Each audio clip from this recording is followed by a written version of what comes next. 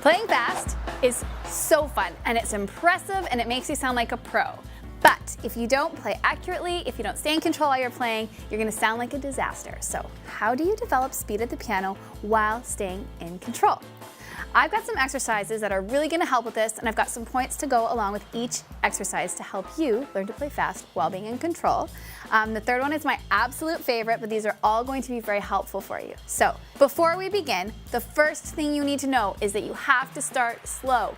This is a universal rule. If you don't start slow and take the time to build up the memorization in your muscle memory and in your brain for these exercises, you're not going to do well at them. So keep that in mind as we go. The first point I want to look at with you is setting up your fingering. If you can get ahead of the game in terms of your hand setup, you're going to be able to play much faster. Here's what I mean. The C scale, or any scale, is a perfect way to practice this. You don't want to be tripping over your fingers or your thumbs as you're playing. When you're playing a C scale, we've got that tuck after the third note, and it requires sort of a reset of the hand. And that's where the magic lies. When you can reset your hand quickly so you don't have to think about where your fingers are going to be lining up, you're going to be able to play really quickly. So I can go like that's pretty fast. If I don't have that tuck set up, if I'm slow here, I'm going to be slow through my scale and inconsistent. So work out those little fingering changes so that you can develop the speed. Same goes with the left. I don't have to think about the first 5 notes, then I have that sort of crossover. So this pivot point needs to be ready to roll. There's no stopping. I just keep going. So work out those little fingering changes, practice that from slow to fast, and you'll be able to play scales and other exercises really, really quickly.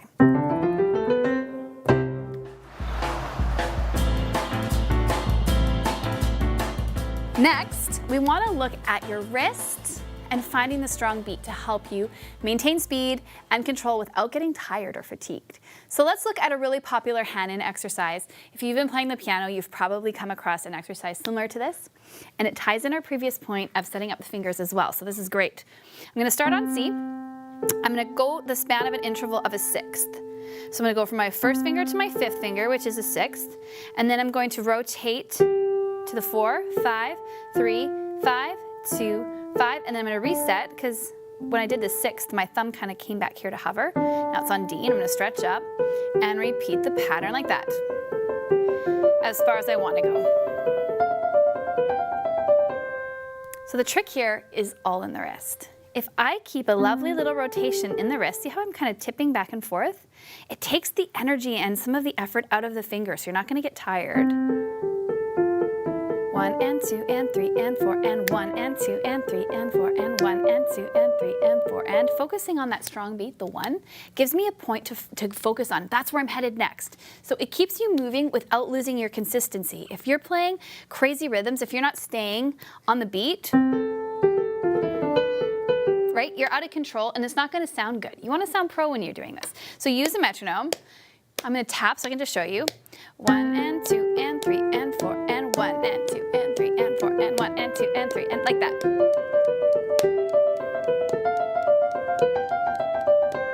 Finding that strong beat is so helpful. So wrist, find the strong beat, let it be your guidepost to where you're headed next. And then finally, my favorite exercise. This is based off of a pentatonic scale. It's a little bit complicated, but it's a great way to practice my next point. You need to be deliberate. You need to commit to the notes, and you need to be deliberate with each note you play as you practice. They each count. If you start here, you'll get to a place where you're able to play them that fast. Feels so great. But to get there, this is what it looked like. So slow, thinking about each and every single note that I was about to play, leaning into the keys, allowing myself to press firmly so I could really commit this to my muscle memory. From that point, I began to gradually develop speed.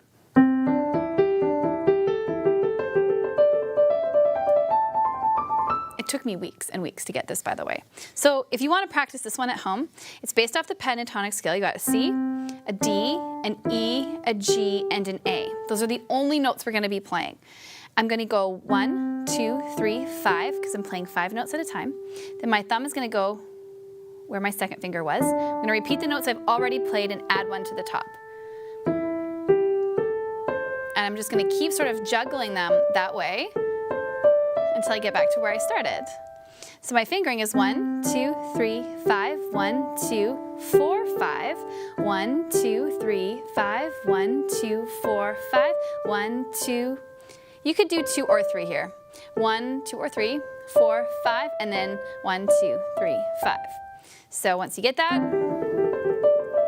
it gets really, really fast. So those are some ways that you can develop your speed and your accuracy at the piano. I promise it's magical. The more you do this, the easier it gets and the faster you'll become. So pick an exercise, commit to playing one of them for like 5 minutes a day for a total of 2 weeks, and you will be amazed at how much faster and accurate you become. Comment below to let me know how it goes. Thanks for watching, and I hope you have a great day.